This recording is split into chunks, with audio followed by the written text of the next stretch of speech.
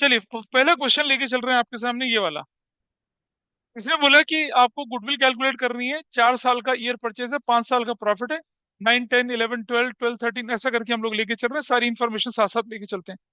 ऐसे क्वेश्चन को करने के लिए क्या करना चाहिए आपको? सबसे पहले लेना चाहिए प्रॉफिट की फिगर। आई टेक 2009 और 10, 2010 और 11, 2011 और 12, 2012 और 13। अगर आप देखेंगे तो ये इन्फॉर्मेशन आपको 13 14 तक दे रखी है। 13 14 भी गिवन है आपको, तो 2013 14 गिवन है। Can you tell me the profit figure online वाले? बताइए क्या क्या प्रॉफिट था। This is 1 lakh.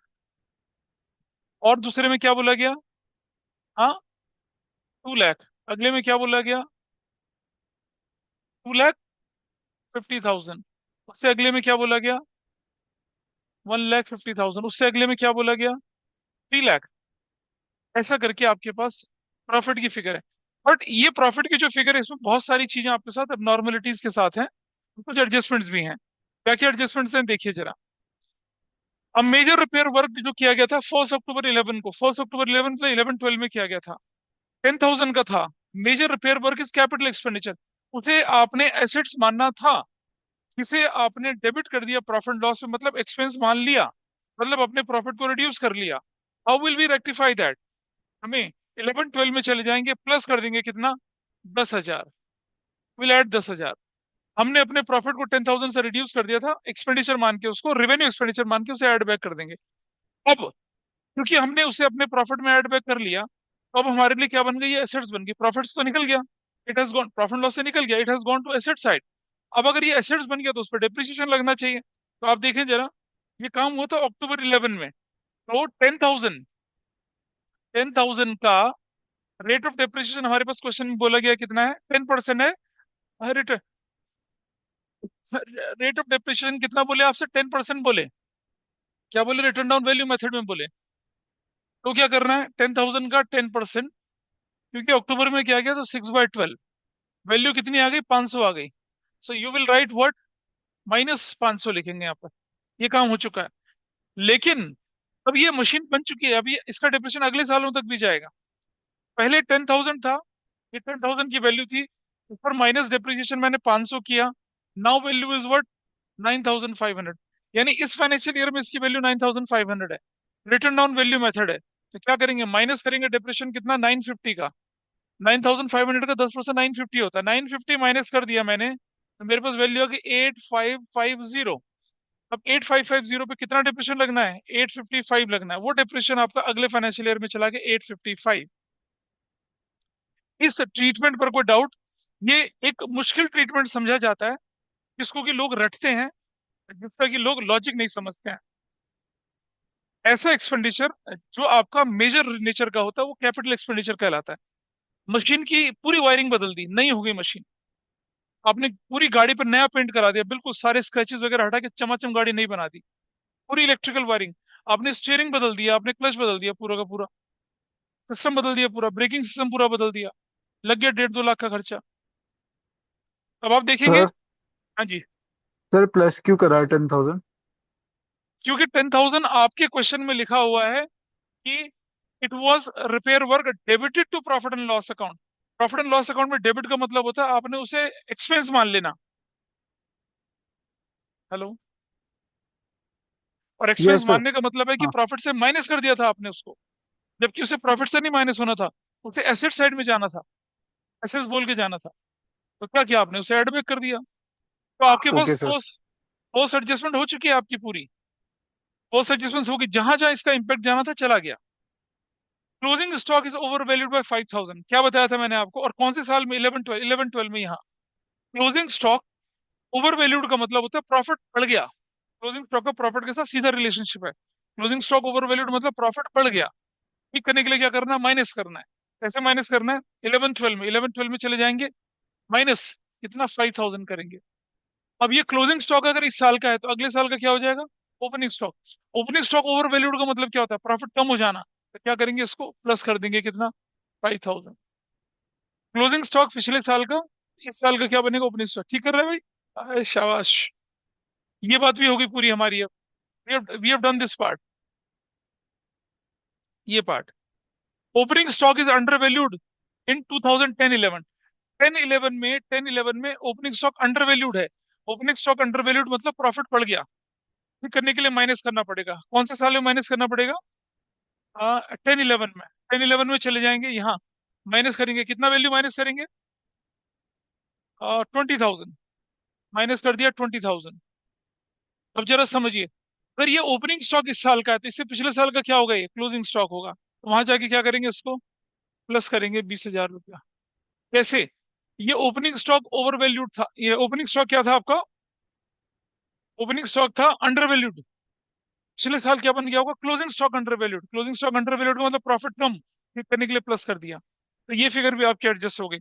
Management cost 10 साल 10,000 रुपये हर साल की थी, that will deduct from everywhere -10,000। Management cost हर साल से माइनस कर दीजिए आप 10,000, -10,000, -10,000। जब आपको रिवीजन करना हो इन क्वेश्चंस का रिवीजन करिएगा, इट विल हेल्प यू। -10,000। ऐसा करने के बाद, ऐसा करने से क्या हुआ? अब आपके पास देखिए इन्फॉर्मेशन। चलिए, वैल्यू निकाल लीजिए, कितना कितना आती है। Calculate the values. What are the values भाई, बताइए जरा। 1,10,000। इधर कैलकुलेट करेंगे तो क्या वैल्यू आएगी? 2,10,000। टू, नहीं गलत होगा ये तो। This is what, 170। 170 बनेगी वैल्यू ऐसे। What about this? 2,44,500। 44,500। What about this? 1,44,050। और what about this? 2 lakh, one, क्या कहती हो तुम? 2,89,145 पक्का से? जरा देखें कि ये हमारे आंसर को जो गिवन था उसको मैच कर रहा था नहीं कर रहा था। ये रहा। हाँ, ये हमारा मैच कर रहा है आंसर को, ठीक है जी। बहुत ही एब्स्ट्रैक्ट सी फिगर आई है निकल कर, लेकिन कोई फर्क नहीं पड़ता, होता है सब कुछ। तो अब हम क्या निकालते हैं? Number one step, average profit. Average profit क्या निकलेगा बताइए? 1,10,000 प्लस 1,70,000। अगर यहां समझ जाएंगे तो टोटलिंग की गलती हो जाती है लोगों से। 2,44,500, 1,44,050 और प्लस 2,89,145। ये करने के बाद अब फिर निकाल लेंगे इसका एवरेज प्रॉफिट, डिवाइडेड बाय 5 कर लिया। क्या निकला वैल्यू बताइए? अरे किसने तो करा होगा कैलकुलेट। 95,75,76,95 डिवाइडेड बाय किससे कर दिया? डिवाइडेड बाय कर दिया 5 से। क्या वैल्यू निकल कर आई? 191,529,539। क्या करती है गुप्ता? 39। नंबर दो, नॉर्मल प्रॉफिट कितना है क्वेश्चन में? नहीं, हम सुपर प्रॉफिट थोड़ी कर रहे हैं हम तो। हम तो गुडविल निकालेंगे ना सीधा सीधा। गुडविल इज इक्वल टू क्या निकलेगा?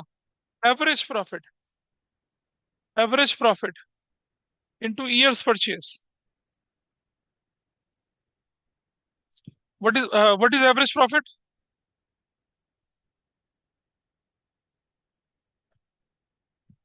191,539 को किससे मल्टीप्लाई करना? 4 से। क्या आंसर निकला? Tell me the value. 766,156 ये निकल आया। भाई तो पता नहीं क्या बोलती रहती है, कुछ भी बोले जाती है। 56 ही तो लिखा था मैंने। 7,66,156। 7,66,156 ऐसा करके। तो थोड़ी कैलकुलेशन मुश्किल थी, लेकिन अचीवेबल था, डुएबल था, और कर लिया आपने इस क्वेश्चन को। दैट वाज द क्वेश्चन जो आपके कहाँ दे रखा था, शीट के अंदर फर्स्ट क्वेश्चन था। अब दूसरे की तरफ चलेंगे, दूसरा कर लेते हैं चलो। और ये ऑनलाइन में is it okay with everybody? आपने कर लिया इसको? Yes yes sir. Yes sir. हटा दें इसे स्क्रीन से अब। सर एक सेकंड बस। अब नेक्स्ट क्वेश्चन देखिए आपके सामने। It says calculate goodwill on 3 years purchase of average profit of last 5 years। कई बार क्वेश्चन में आपको 6 years गिवन होते हैं और एवरेज एवरेज बोलता है वो 5 साल का। तो आपको बहुत ध्यान से पढ़ना है। हम क्या करते हैं, जैसे क्वेश्चन मिलता है फटाफट से 6 का एवरेज निकालना शुरू कर देते हैं। Read the question carefully before attempting it. Profit 2 lakh का including loss, loss, loss profit. Anyway, before I go to this point, एक बार मैं आपको एबनॉर्मलिटी का कंसेप्ट दोबारा से बताता हूँ, क्योंकि मुझे लगता है कि कुछ लोगों को उसमें भी बहुत तकलीफ होती है। ठीक है, एबनॉर्मलिटी का कंसेप्ट कैसे हैंडल करते हैं उसको जरा मैं बताता हूँ, ठीक है। Hold on the question, concept को एक बार दोबारा बता रहा हूँ। देखिए, सपोज मेरे पास एक पर्टिकुलर ईयर है 2025 और 26, ये मेरा फाइनेंशियल ईयर है, मान लो करंट फाइनेंशियल ईयर है, या इससे पिछले फाइनेंशियल ईयर को ले लेते हैं, दैट विल बी बेटर। 2024-25, इसमें मेरा प्रॉफिट था मान लो 10 लाख। ठीक है, ऐसे मैंने लिख दिया। अब मैं क्या लिख रहा हूँ, यहाँ पे लिख रहा हूँ इंक्लूडिंग, ध्यान से सुनना, मैंने लिखा including interest on capital partner B rupees 10,000, मैंने ये लिख दिया। इसका क्या मतलब हुआ अभी बताइए मुझे। Including interest on capital partner B, B के पार्टनर पे जो हमने इंटरेस्ट ऑन कैपिटल दिया था 10,000, वो इंक्लूड मतलब इसमें से माइनस हो रखा है। नाउ योर क्वेश्चन, क्या इंटरेस्ट ऑन कैपिटल ऑपरेटिंग है या नॉन ऑपरेटिंग है? आप बोलेंगे कि इंटरेस्ट ऑन कैपिटल जो है वो तो एप्रोप्रिएशन है। भाई हम फंडामेंटल नहीं पढ़ रहे हैं, हम गुडविल की कैलकुलेशन पढ़ रहे हैं। वहां हमें एप्रोप्रिएशन और चार्ज नहीं देखना है, वहां देखना है ऑपरेटिंग या non operating. How will I decide कि ऑपरेटिंग क्या है? Principal revenue generating activity operating होती है, और ऐसी कोई भी एक्टिविटी जो इन्वेस्टिंग और फाइनेंसिंग ना हो वो भी ऑपरेटिंग होती है। तो जब हमने इंटरेस्ट ऑन कैपिटल दिया पार्टनर को, तो क्या वो मेरे फैक्ट्री में office administration, selling and distribution, कहीं भी किसी को इफेक्ट करता है? नहीं करता। एप्रोप्रिएशन होगा, अपने घर पे होगा। चार्ज एप्रोप्रिएशन नहीं है कंसेप्ट यहाँ पर, यहाँ है ऑपरेटिंग और नॉन ऑपरेटिंग का। तो क्या इंटरेस्ट ऑन कैपिटल मेरा ऑपरेटिंग एक्सपेंस है, डायरेक्ट एक्सपेंस है? नहीं है। इंक्लूड मतलब माइनस हो गया। कैसे ठीक करूंगा इसको? How will I correct it? इसे कैसे ठीक करना था इसको? तो प्लस करके ठीक करना है। नोट करते चले जाइए अपने पास। अब आंसर नहीं लिखना, इसको नोट करिए और हम प्लस करके दिखा रहे हैं। तो इसकी करेक्शन कैसी होगी? इसकी करेक्शन प्लस करके होगी। I hope this point is clear to everybody, online offline सभी लोगों को। बोलिए। इंटरेस्ट ऑन कैपिटल को चार्ज और एप्रोप्रिएशन के चश्मे से मत देखिए, ऑपरेटिंग और नॉन ऑपरेटिंग के तरीके से सोचिए। It is perfect example of appropriation. यहाँ एप्रोप्रिएशन कंसर्न ही नहीं है। तो इंटरेस्ट ऑन कैपिटल अगर इंक्लूड हो रखा है 30,000 10,000 रुपए, कैसे क्या करना है? प्लस कर देना है, क्योंकि प्रॉफिट को अगर कहते हैं एक्सक्लूडिंग तो नहीं करना था। ठीक है जी, फाइन। चलो आगे चलें जरा। अब हमने लिखा है यहाँ पर क्या? इंक्लूडिंग ये, और फिर लिख रहे हैं हम क्या? Including loss on sale of goods rupees 20,000 and excluding excluding loss on sale of goods by fire rupees 5,000। अब बताइए इस पर आपका टेक क्या है?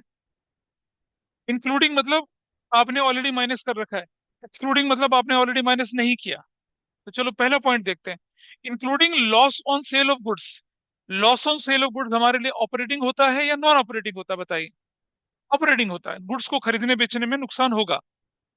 इंक्लूडिंग कर रखा मतलब माइनस कर रखा है, इंक्लूडिंग मतलब माइनस कर रखा है, मतलब माइनस कर रखा और वो होना चाहिए था। तो do we need any correction, do we need any adjustment? बिल्कुल नहीं चाहिए हमें। हम क्या लिखते हैं यहाँ पर? मैं लिख देता हूँ नो। इस पे क्या लिख रहे हैं? No adjustment, no, no adjustment required. Excluding loss on sale of goods, अब loss on sale of goods by fire, क्या ये ऑपरेटिंग लॉस है, नॉन ऑपरेटिंग लॉस था? गुड्स से रिलेटेड है, लेकिन आग लगना हमारा ऑपरेटिंग नहीं है। तो क्या किया, एक्सक्लूड मतलब माइनस नहीं कर रखा था, नहीं कर रखा था तो बढ़िया है, नहीं करना। तो क्या करेंगे, ये जो है ये वाला 5,000, इस पर भी क्या होगा, कोई इफेक्ट नहीं पड़ने वाला है। आई होप दिस इज फाइन। ठीक है, चलो और देखें जरा आगे। अब यहां लिखा कॉमा करके, including claim, including claim of, including, including insurance claim on loss of goods by fire, rupees 8,000, ऐसा लिखा। और लिखा क्या, including gain, including gain on sale of, gain on sale of land, rupees 20,000, ऐसे लिखा। Including gain on sale of land, जमीन बेची और उसको बेचने से क्या कमाया, प्रॉफिट कमाया on sale of land, rupees 20,000। अब इसे लेके चलते हैं। इंक्लूडिंग मतलब ये इंक्लूड है। इंश्योरेंस क्लेम, जो गुड्स बाय फायर हुई थी उसका इंश्योरेंस क्लेम मिल गया 8,000 रुपए का। अब मुझे बताइए, इंश्योरेंस क्लेम मिलना, is it your operating income और non operating income? Non operating income है, चाहे वो गुड्स पे मिले चाहे वो मशीनरी पे मिले। इंश्योरेंस क्लेम मिलना मेरी एक्टिविटी नहीं हो सकती है। हम रोज अपना घर जलाएंगे और इंश्योरेंस क्लेम ले लेंगे, नहीं होगा, नहीं करेंगे इसको। करेक्ट। तो क्या करना पड़ेगा आपको इसको, how you have to deal with this. Include हो चुका है तो ये 8,000 को क्या करना पड़ेगा मुझे, क्या करना पड़ेगा, लेस, माइनस करना पड़ेगा। क्या करना पड़ेगा, क्योंकि ये मेरे प्रॉफिट में जुड़ गया। मुझे इसे मैं बचपन में देखा था ना, प्रॉफिट लॉस अकाउंट में हर तरह का इनकम जुड़ जाती थी, हर तरह के एक्सपेंस माइनस हो जाते थे। को प्यूरिफाई कर रहे हैं। Including gain on sale of land, 20,000 रुपए का gain on sale of land, कितने का, 20,000 रुपए का। इंक्लूड है, नॉन ऑपरेटिंग इनकम है, ऐड हो चुका है। क्या करना पड़ेगा इसको, लेस करना पड़ेगा, माइनस करना पड़ेगा। ऑपरेटिंग नॉन ऑपरेटिंग का डिफरेंस समझिए, ऐड करना है माइनस करना, उसका मतलब समझिए। ठीक है जी। अच्छा, और आगे चलें जरा।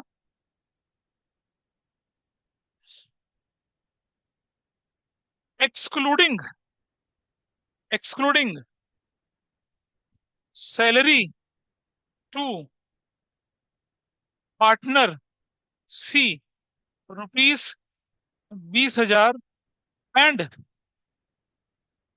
Excluding commission to partner A, rupees 15,000। अब क्या करेंगे बताइए जरा, अब क्या करना चाहिए, what you have to do. Excluding salary to partner C, partner को दी जाने वाली सैलरी हमारी अप्रोप्रिएशन होती है, पर क्या ये, हम तो अप्रोप्रिएशन के तरीके से देखेंगे नहीं, क्या ये ऑपरेटिंग एक्सपेंस होता है या नहीं होता है। Salary to partner operating expense होता है या नहीं होता है ना, नहीं होता ना। इसीलिए कहते हैं कभी स्कूल जाके पढ़ाई कर लेनी चाहिए। अभी तो पतंगों का मौसम भी नहीं आया, लॉजिक का एल नहीं सीखना। तो इनके स्कूल में इतने अच्छे से पढ़ाई होती है, मतलब होती है, लेकिन ये लोग जाते नहीं है स्कूल।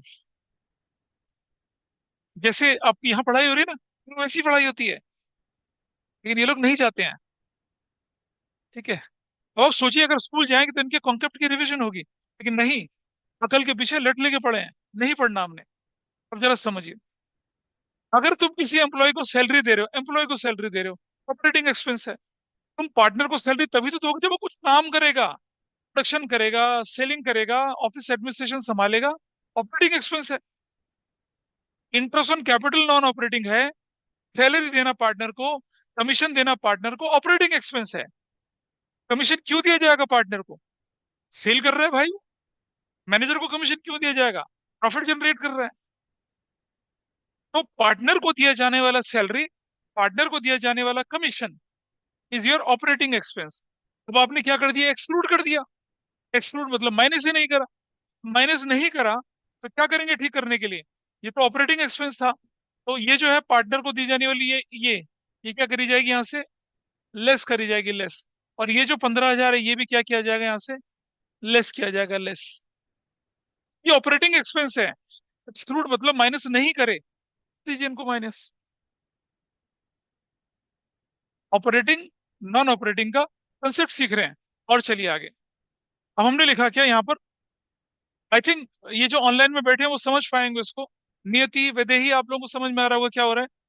Yes sir. यस अब हम सर। आगे बोल रहे हैं यहाँ पर क्या, कि including including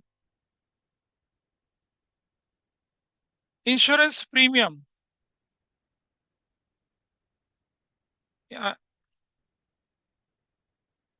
including insurance premium of, अरे यार मैं जो लिखना चाह रहा हूँ नहीं, including,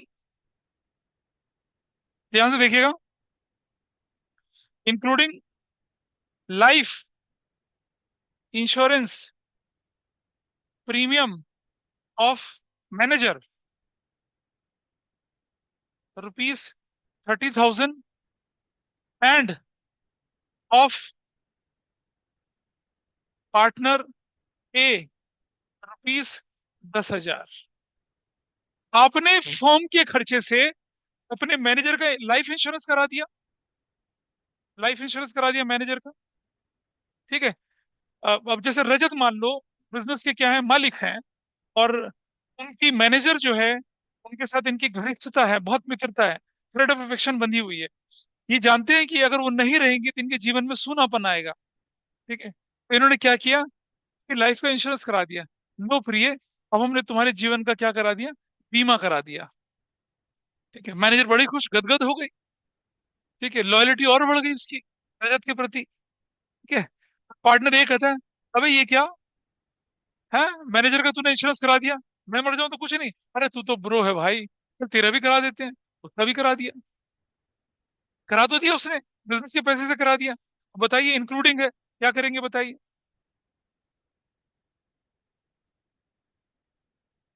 including life insurance premium of manager 30,000 और पार्टनर 10,000। बाकी पार्टनर कहते हैं हमें नहीं कराना। इसने पूछा बाकी से, तुम्हारा करा दूं, कह रहे नहीं हमारा हो रखा है। अब बोलो क्या करना है, इंक्लूड है मतलब माइनस हो चुका है, क्या करेंगे, क्या करेंगे बोलो तो। किसको ऐड बैक करना है, ये मना कर रहा नहीं करेंगे ऐड बैक, है ना। क्या ऐसे करते हैं ना, ऐसे करते हैं, कैसे करते हैं, ऐसे करते हैं, वो बनाते हैं जो साइन। वे लड़कियां लड़कियां लोग नहीं करते आजकल, ऐसे ऐसे साइन बनाते हैं, कैसे, ऐसे ऐसे बनाते हैं, नहीं। हाँ, हाँ हाँ, पता नहीं ऐसा कुछ करते हैं ना, इस तरह से, हाँ। ये बहुत अच्छा बना रही है ना? वो वहां का मामला। तुम काम की बात करो, फटाफट से बताओ, बोल भाई क्या होगा। ऑर्डर, मैनेजर तो बेटा उसके दिल के नजदीक है ना, उसका तो होगा ही। पता चलेगी भाई क्या होगा। नियति बताए क्या करना चाहिए, क्या प्लस और क्या माइनस, या नहीं टच करेंगे बताइए। कोई बताए फटाफट से, रुद्राक्ष बोले, बोले यार जल्दी बोलो।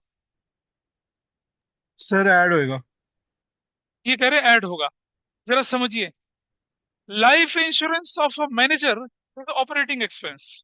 हम अपने मैनेजर का लाइफ इंश्योरेंस कराते हैं, उसका मेडिकल कवर देते हैं, उसे गाड़ी का खर्चा देते हैं, देते हैं ना, क्योंकि काम करता है। और ये फैसिलिटी पर्क्स कहते हैं उनको, क्या कहते हैं, पर्क्स होते हैं, अच्छी कंपनियां देती हैं। ठीक है जी। तो उसको ड्राइवर दिया, शोफर दिया उसको, ठीक है, उसको फ्यूल, उसको मोबाइल फोन का चार्ज 10,000 तक का चार्ज वो दिया। ये होता है भाई, दिस हैपेंस, हैपेंस। क्लियर है जी। तो including life insurance premium of manager कितने रुपए का, 10,000 रुपए का। इस पर आपको कुछ नहीं करना है, नो। ये होना चाहिए था, हो गया माइनस, कुछ नहीं करना है इसको। वो जो पार्टनर पार्टनर, उसकी लाइफ इंश्योरेंस का प्रीमियम अगर आपने बिजनेस से भर दिया, भाई वो ड्रॉइंग्स कहलाएगा। पार्टनर की लाइफ, मालिक की लाइफ का इंश्योरेंस थोड़ी करेंगे आप। वो एक्सपेंस नहीं था, उसको क्या करना है अब आपको, तो क्या करना है आपको, इसको इसको आपको ऐड बैक करना है। क्या करना है, ऐड बैक। क्यों ऐड बैक करना है, क्योंकि नॉन ऑपरेटिंग एक्सपेंस था, एक्सपेंस तो था नहीं, ड्रॉइंग्स थी, प्रॉफिट में से माइनस कर दी। बचपन में पढ़ा था ना लाइफ इंश्योरेंस प्रीमियम, है ना। बट ड्राइंग्स पार्टनर्स की वो आप क्या करते हैं, वो तो ड्राइंग्स है, कैपिटल से माइनस होगी, यहाँ थोड़ी जाना चाहिए था। तो आपने देखा होल लॉट ऑफ स्ट्रक्चर कि हम क्या ऐड करते हैं, क्या माइनस करते हैं, ऑपरेटिंग क्या, नॉन ऑपरेटिंग क्या। ठीक है जी। अब जरा एक बार नजर डाल लें यहाँ पर। This is done. आप लोगों ने इसे नोट किया होगा। हाँ जी बोलिए। कोई बोल रहा है कुछ? जगह तो ऑपरेटिंग होगा। क्या बेटा? एंड अगर इंटरेस्ट, अगर इंश्योरेंस प्रीमियम ऑफ गुड्स है तो वो ऑपरेटिंग है, लेकिन अगर हाँ, मशीनरी का इंश्योरेंस प्रीमियम है वो भी ऑपरेटिंग है, मशीनरी का ऑपरेट। इंश्योरेंस प्रीमियम बिजनेस की किसी भी गुड्स का, एसेट्स का ऑपरेटिंग है, हम करवाते हैं। हमारी गाड़ियां हैं ना बिजनेस में, उसका हम मोटर इंश्योरेंस करवाते हैं। बिल्कुल ठीक है। नहीं कराएंगे तो गाड़ी सड़क पे नहीं जाएगी, जाएगी तो चालान होंगे, फिर कौन भरेगा उसको? बिल्कुल उससे ऑपरेटिंग है। अगर इंटरेस्ट है किसी के लोन पे, इंटरेस्ट ऑन भाई इंटरेस्ट ऑन लोन जो होता है वो तो नॉन ऑपरेटिंग ही कहलाएगा। Interest on long term borrowing क्या कहलाता है आपका? नॉन ऑपरेटिंग है। But interest on short term borrowing जो होता है वो आपका ऑपरेटिंग कहलाता है। तो बैंक ड्राफ्ट, बैंक ओवरड्राफ्ट वाला ऑप्शन। हाँ, इंटरेस्ट ऑन बैंक नहीं, नहीं, सुनो सुनो भाई, ऐसा नहीं है, समझिए। बैंक ओवरड्राफ्ट तो क्या हुआ, वो आपकी कंगाली को दर्शाता है। क्या दर्शाता है? और सुनो, इंटरेस्ट ऑन बैंक ड्राफ्ट जो शॉर्ट, मान लिया आपने बैंक से ओवरड्राफ्ट कर लिया 1 लाख रुपए का, ठीक है, और 2 साल तक आपने उस अकाउंट में पैसे नहीं जमा कराया, वो तो लॉन्ग टर्म बन गया ना। बोल तो, that is a possibility of that. आइए मैं इस कंफ्यूजन को क्लियर करता हूँ। देखिए यहाँ पर, यहाँ देखिए कंफ्यूजन वाला पार्ट जो है ना, इसको यहाँ निकाल के चलते हैं एक बार छोटा सा। ऑपरेटिंग नॉन ऑपरेटिंग एक बार दोबारा से पढ़ लेते हैं ताकि आप लोगों को आसानी रहे।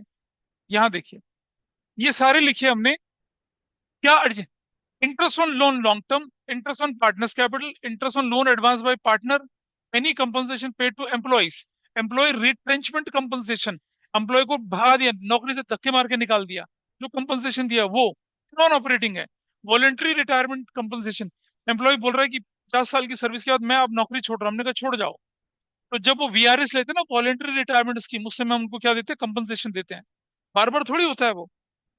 और loss on sale of assets, tangible, intangible, loss of goods, assets threatened by fire, accident, abnormal losses, bank charges, donation, charity, payment of tax, provision for tax, ये सारे के सारे क्या थे आपके लिए? नॉन ऑपरेटिंग थे। और इधर commission, salary to partner, provision for bad and provision for depreciation, ये सब ऑपरेटिंग एक्सपेंस कहलाते हैं। बैड डेट नॉर्मल है आपके लिए, उसके लिए प्रोविजन बनाना नॉर्मल है। डेप्रिसिएशन नॉर्मल है आपके लिए, ऑपरेटिंग है, उसके लिए प्रोविजन बनाना ऑपरेटिंग है। हाँ, प्रोविजन फॉर टैक्स जो है, आपका काम थोड़ी है टैक्स भरना, ये बिजनेस थोड़ी है आपका, ऑपरेटिंग एक्टिविटी थोड़ी है। उसको हम क्या बोलते हैं फिर? नॉन ऑपरेटिंग की तरह ट्रीट करते हैं। ठीक है जी। अच्छा, non operating income, interest received on investment, interest on loan advance, interest received on debenture, insurance claim received again loss of goods और असेट्स लिखा था, तो मैं भी बोली थी, एक बच्चा बोला था मुझसे अभी। Profit and sale of assets, tangible intangible, dividend received on share, bad debt recovered. Bad debt operating expense है, लेकिन bad debt recovered non operating income है। श्योरिटी थोड़ी होती है, किसी के अंदर का इंसान जाग गया, पैसा वापस कर गया हमें। अप्रेंटिसशिप प्रीमियम, इंटर्नशिप के लिए कोई कंपनी पैसा ले रही है लोगों से, उसके लिए तो अब नॉर्मल इनकम है वो। रेंट रिसीव्ड, जब तक कि हम रियल एस्टेट डेवलपर और बिल्डर नहीं है तब तक रेंट रिसीव्ड हमारे लिए क्या? नॉन ऑपरेटिंग इनकम है। इस तरह से लेके चलते हैं इन चीजों को। ठीक है। इंटरेस्ट ऑन बैंक ओवरड्राफ्ट, अगर वो शॉर्ट टर्म के लिए है तो हम उसे ऑपरेटिंग मानेंगे, और कोई कुछ ना दे रखा हो या लॉन्ग टर्म दे रखा हो तो आपको देखो, इंटरेस्ट ऑन बैंक ओवरड्राफ्ट एक ओपनिंग ओपन एंडेड चीज है। नोट दे दीजिए कि it is consider as a short term, generally overdraft short term के लिए होता है तो उसको ऑपरेटिंग मान लीजिए। लेकिन इंटरेस्ट ऑन बैंक ओवरड्राफ्ट आपको बेसिकली ले लिया, मोर देन ईयर या लॉन्ग टर्म बोल दिया, तब तो उसको नॉन ऑपरेटिंग की कैटेगरी में डालेंगे। आइए चलिए जरा वो लास्ट क्वेश्चन पे चलते हैं अब। ये लीजिए लास्ट क्वेश्चन। अब जरा ये करके देख लीजिए, अब आप इसे कर पाएंगे ना? ये वाला, calculate goodwill on 3 years purchase of average profit of last 5 years। Profit profit कर सकते हैं, ट्राई करके देखिए जरा इसको। अब मैंने अच्छा खासा कंसेप्ट आप लोगों को बताया। हाँ जी। नहीं, अभी बाकी सब तो करने दो, बाकी लोगों को ट्राई करने दीजिए अभी। ट्राई करिए फटाफट से।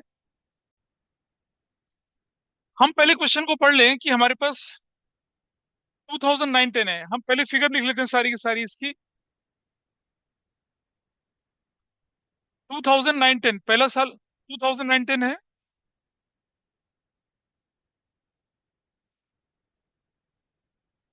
बताओ कितना प्रॉफिट है इस पे, कोई बोले जोर से। 2 लाख। आगे चले जरा। 10-11 में कितना है, लॉस 30,000। और अगला 2011-12 1 लाख, 1,50,000। और फिर 2012-13 पे कितना है, हाँ 50,000। और उसके बाद 2013-14 पर कितना है, 80,000। और कुछ भी है, 1 2 3 4 5 आपके पास इंफॉर्मेशन की बने। चलिए अब आप देखिए जरा यहाँ पर, profit including loss on sale of machinery. Include मतलब आपने ऑलरेडी माइनस कर रखा है, बट एक्सक्लूडिंग मैनेजर सैलरी, यानी कि इसको आपको ऐड करना है, उसे आपने क्या करना है, माइनस करना है। तो क्या ऐड करना है, लॉस, कितने का लॉस था, 10,000 का। एक्सक्लूडिंग मैनेजर सैलरी कितने की, 20। अब आपकी अभी आगे चलेंगे, वैल्यू देखते हैं कुछ। ये वाला पार्ट हमारा पूरा हो गया। लॉस 30,000 का, including loss on sale of plant 1 lakh. Including loss on sale of plant 1 lakh, add कर देंगे 1 lakh loss on sale of plant. Including था, लॉस माइनस कर रखा था, ठीक करने के लिए ऐड बैक कर दिया। और एक्सक्लूडिंग सैलरी टू पार्टनर, ये 50,000। एक्सक्लूड मतलब ऑपरेटिंग एक्सपेंस छोड़ दिया था। सैलरी टू पार्टनर क्या होता है, माइनस करेंगे कितना, 50,000। इस पर कोई डाउट है, यू नॉट कन्विंस्ड।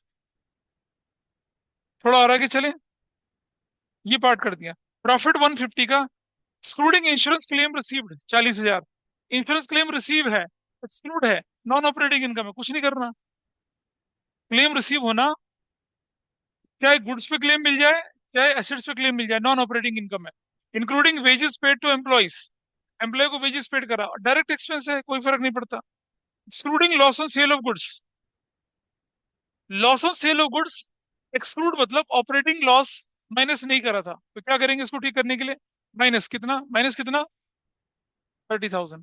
ये ऑपरेटिंग लॉस था हमारा, इसे माइनस होना ही चाहिए था। This year is done. Profit 50,000, excluding commission to partner 50,000, -50,000। Excluding commission to partner 50,000 होना चाहिए था, माइनस कर दीजिए। और including interest on as loan, including on interest on as loan, charge की तरीके से नहीं देखना, नॉन ऑपरेटिंग एक्सपेंस है। इंक्लूड मतलब क्या कर रखा आपने, माइनस कर रखा। ठीक करने के लिए क्या करना पड़ेगा, प्लस कितना, 20,000, +20,000। चलिए और आगे चले जरा। Profit 80,000 including transfer to reserve, ओ रिजर्व बनाना। क्या होता है रिजर्व बनाना, ऑपरेटिंग एक्टिविटी होती है, नहीं होती है। अप्रोप्रिएशन होता है, लेकिन रिजर्व बनाना हमारी ऑपरेटिंग एक्टिविटी नहीं होती है। हमारे प्रॉफिट को रिड्यूस कर गया, क्या करेंगे उसको, एड बैक। कितने रुपए का, 50,000 रुपए का, एड बैक।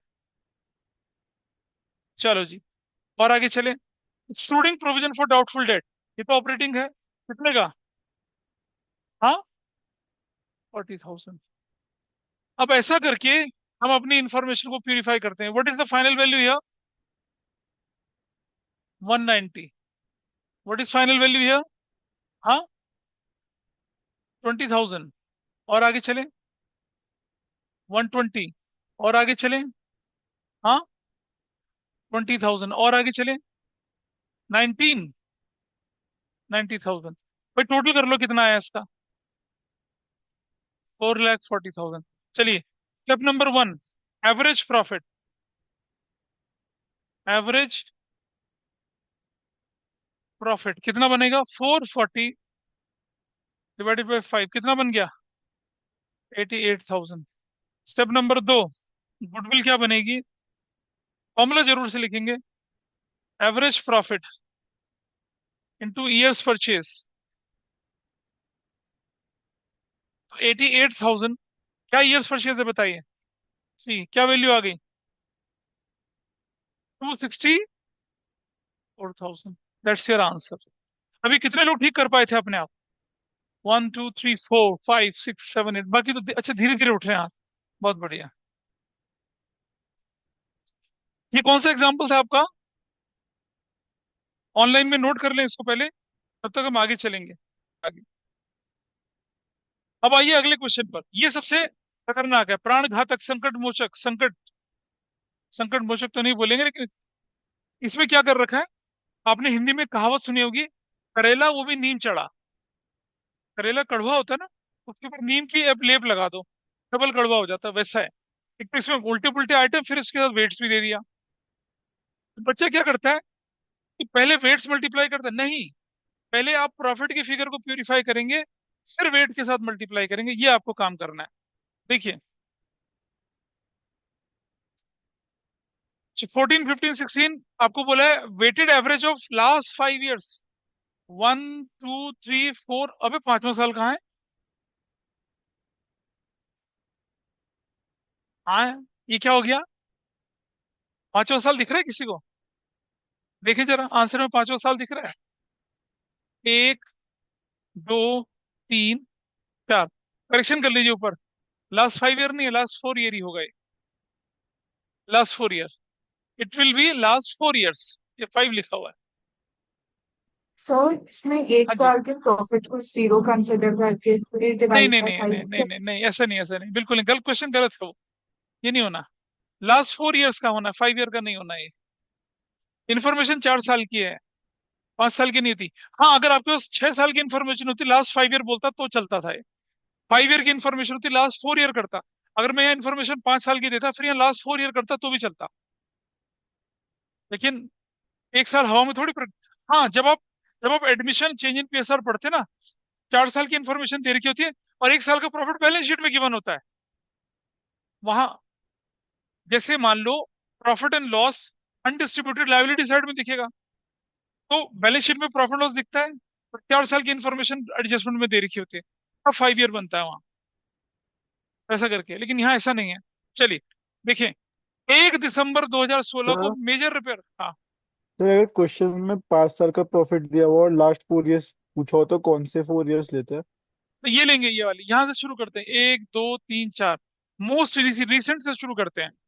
मैंने पहले भी ओके बताई सर। थी ये बात, कि अगर आपके पास रेंडमली बोल रखा है और आपको बोला लास्ट 4 ईयर, तो मोस्ट रिसेंट से चलते हैं पीछे की तरफ, ऐसे करके बोला ओके। था।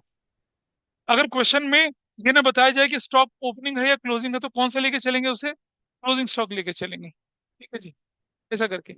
अब देखिए 1 दिसंबर 2016 को फिर से मेजर रिपेयर वर्क हुआ 30,000 का, जिसे आपने रेवेन्यू चार्ज कर दिया, मतलब प्रॉफिट एंड लॉस में डेबिट कर दिया, यानी कि प्रॉफिट से माइनस कर दिया। The said sum agreed to be capitalized for goodwill calculation, subject to adjustment of depreciation 10% per annum on reducing installment method। दिसंबर 2016 की इंफॉर्मेशन कहाँ जाने वाली है? दिसंबर 16 की इंफॉर्मेशन जाने वाली है इस फाइनेंशियल ईयर में, दिसंबर इस फाइनेंशियल ईयर में जाएगा। करेंगे आगे। क्लोजिंग स्टॉक ओवर वैल्यूड है 15-16 का, ये भी ठीक है। मैनेजमेंट कॉस्ट 40,000 हर साल जाएगी, ठीक है। ये है 1 अप्रैल 2015 को मशीन हैवी, पहले से खुद ट्राई करिए ना, एक बार आप ट्राई करिए इस क्वेश्चन है। हाँ, रिड्यूसिंग इंस्टॉलमेंट रेट टर्मली होता है ना, बचपन बहुत अच्छे से पढ़ा है तुमने।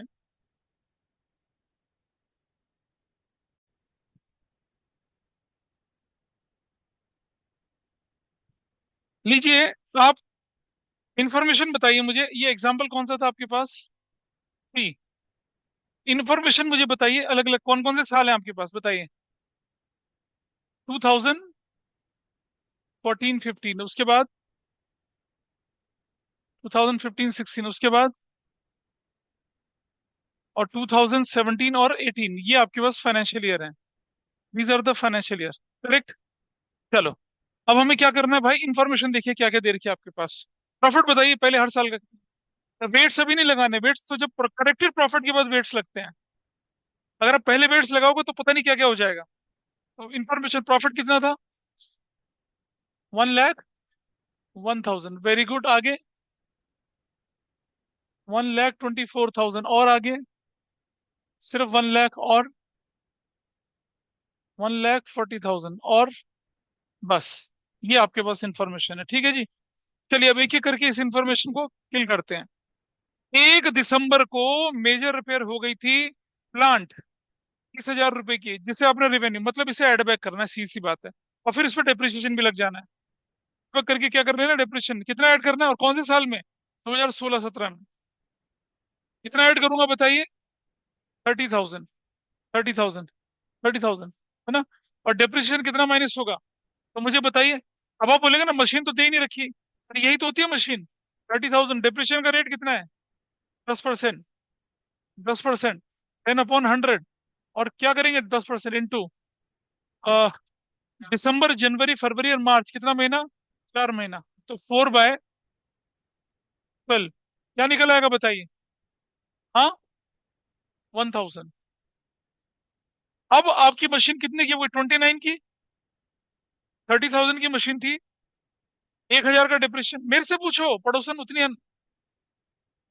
4/1 नहीं होगा, वो मिट गया 12। 4/12, 1,000 इज योर डिप्रिसिएशन, माइनस कर दिया। लेकिन अगले साल मशीन की वैल्यू कितनी होगी? 29,000। तो क्या करेंगे माइनस? 2,900 माइनस करेंगे, डिप्रिसिएशन 2,900 माइनस करेंगे। ऐसा। कोई डाउट? क्या था ये इंफॉर्मेशन? ये थी, ये लिखा। रिटर्न डाउन वैल्यू मेथड से क्या करना है? डेप्रिसिएशन है। इस साल डिप्रेशन लगा तो अगले में भी तो लगेगा ना, पीछे नहीं लगता, आगे अगले साल पे लगता है, पहले थोड़ी लगेगा depression. Depreciation flows out towards future, पुरानी चीज पे थोड़ी। जो मशीन मशीन हाँ होता है कंसेप्ट, रेट्रोस्पेक्टिव इफेक्ट से डिप्रेशन लगता है, लेकिन यहाँ नहीं लगता, इज नॉट देयर। वो बीबीए में, बीकॉम ऑनर्स में होता है, यहाँ नहीं होता। तो ए, मशीन की वैल्यू वापस ऐड बैक करें। मशीन की वैल्यू एड बैक नहीं करी। मशीन के खर्चे को आपने रेवेन्यू एक्सपेंडिचर मान लिया था, आपने इसे एक्सपेंस मान लिया था। ये एक्सपेंस नहीं है, ये एसेट है आपकी, इट इज कैपिटल। भाई समझिए डिफरेंस, रेवेन्यू एक्सपेंडिचर और कैपिटल एक्सपेंडिचर का फर्क समझिए। रेवेन्यू एक्सपेंडिचर ट्रेडिंग अकाउंट या प्रॉफिट लॉस अकाउंट में दिखता है, और कैपिटल एक्सपेंडिचर एसेट्स बोल के दिखता है बैंक में, बैलेंस शीट में। आपने क्या कर दिया, जो चीज आपको बैलेंस शीट में दिखानी थी उसे प्रॉफिट लॉस के डेबिट साइड में दिखा दी। प्रॉफिट लॉस के डेबिट साइड में दिखाने का मतलब प्रॉफिट कम कर दिया उतने से, तो एड बैक करा इसको। Is it okay?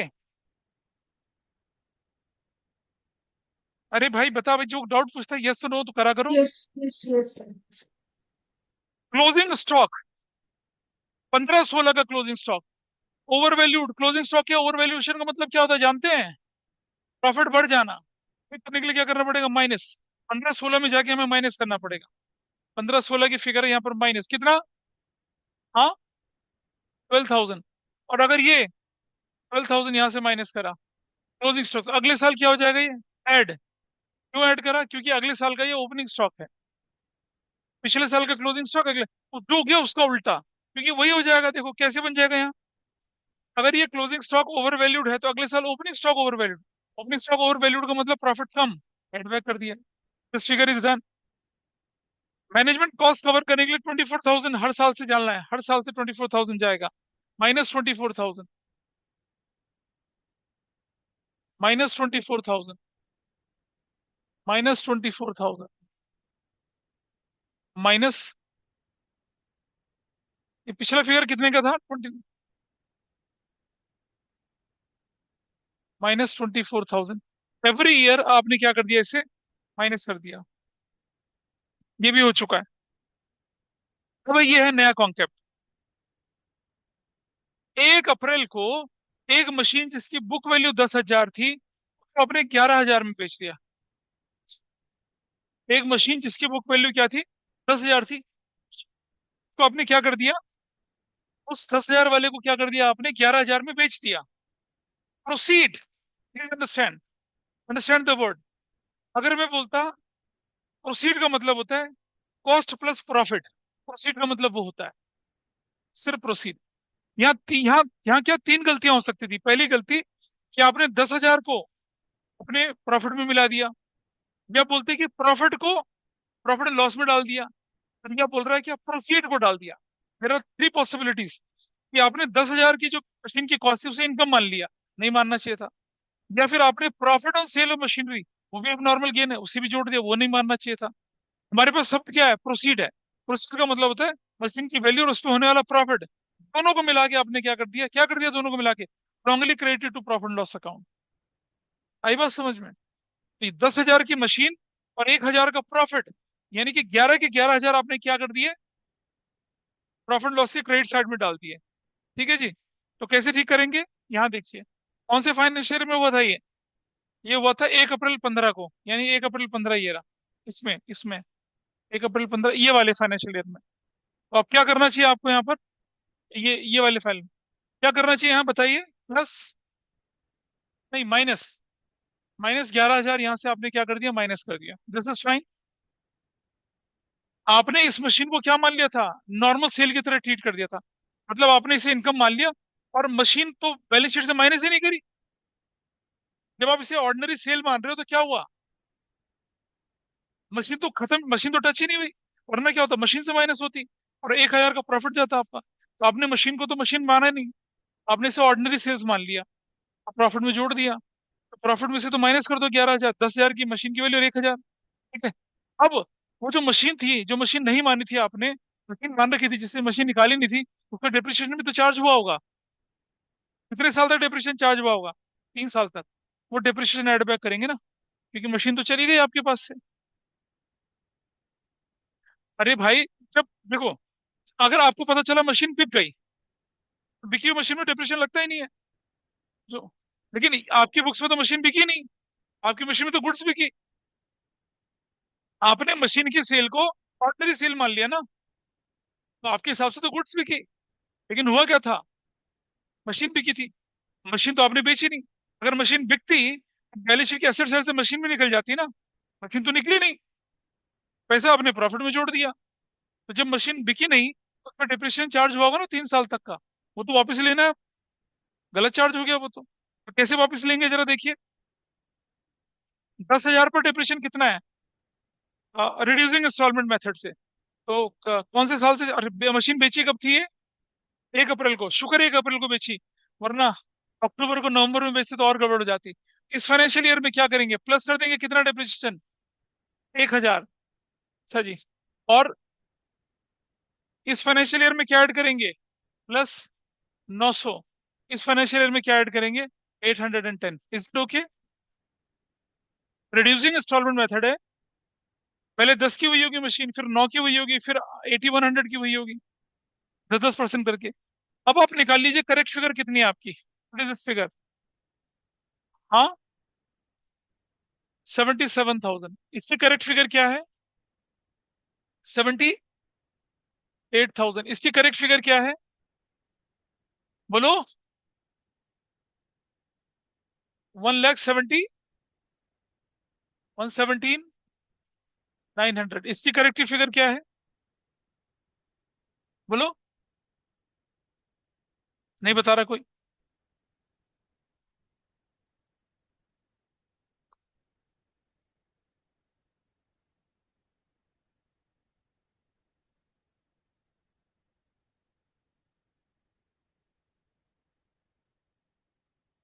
113,3,910।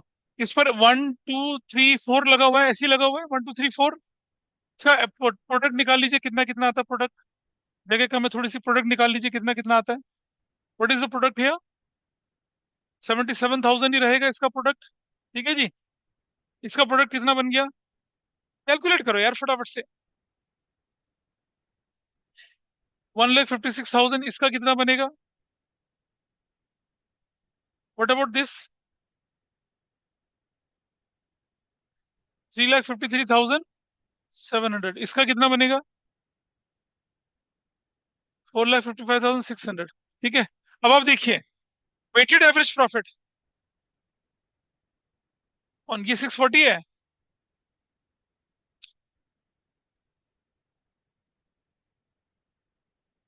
640। अब इसका वेटेड एवरेज प्रॉफिट वो कैसे निकलता है, टोटल ऑफ प्रोडक्ट, प्रोडक्ट का टोटल अपॉन में टोटल ऑफ वेट्स। तो प्रोडक्ट का टोटल 455,640। ये कितना था, 4, 4, 3, 2, 1, 4, 3, 7, 9 और 1, 10। What is your F, 4, 5, 5, 6, 4। और भाई गुडविल कैसे निकलेगी, weighted average profit, years purchase कितना है, हाँ, और सॉरी, टोटल कितना है फिर? टोटल बताओ कितना है टोटल? टोटल, हाँ, 42,340 ऐसे, ऐसे। अब ये वेट कितना बनेगा? 10,42,340 डिवाइडेड बाई कितना कर दिया? 10। तो कितना आ गया? ईयर ईयर परचेज, ये आ गया 104,234 इंटू ईयर परचेज कितना? हाँ, 3। What is the value? 3 lakh, हाँ, 702। तो ये आंसर अब आपके नोट्स में दे ही रखा है, ऐसा कोई परेशानी नहीं है। तो जो कंसेप्ट सीखने वाला था वो सिर्फ ये था कि आपने किसी मशीन की कॉस्ट और उसकी बुक वैल्यू और उसके प्रॉफिट को इनपुट मान लिया। तो बुक वैल्यू को और प्रॉफिट दोनों को ऐड बैक करो। अगर वो प्रॉफिट को मानते हैं तो हम सिर्फ प्रॉफिट जोड़ते हैं। लेकिन अब उसके साथ साथ क्या कर लिया आपने? मशीन को तो बुक से हटाया नहीं, उस मशीन पर डेप्रिसिएशन चार्ज उतारा। और क्योंकि मशीन पिछले साल से हट गई है तो डेप्रिसिएशन भी ऐड बैक होगा ना इसके अंदर। तो इसलिए क्वेश्चन क्या बन गया था, थोड़ा सा संकटकारी बन गया था। Otherwise things were so easy. Minus क्यों करेंगे भाई? माइनस तो तब करते जब मेजर रिपेयर वर्क को आपने क्या मान लिया होता? रेवेन्यू एक्सपेंडिचर मान लिया होता पिछले क्वेश्चन में। यहाँ तो मशीन बिक गई थी।